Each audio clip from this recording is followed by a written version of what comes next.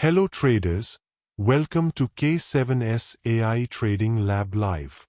I hope our indicators and charts are helping you take good trades consistently. Today, the market opened with a gap up in Sensex.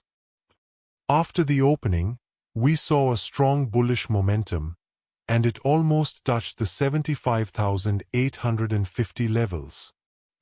Later, we clearly saw some profit booking. And finally, Sensex closed around 75,273. In Nifty and Bank Nifty, we observed clear reactions at pivot levels. Rejection near resistance and bounce near support.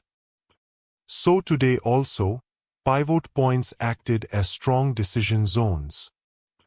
In our K7S setup, pivot points, direction indicator, and symbols with levels.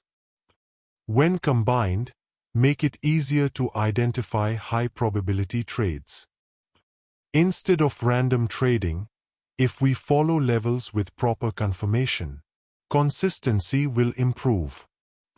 If you find this analysis helpful, please like, share, and subscribe to K7S AI Trading Lab.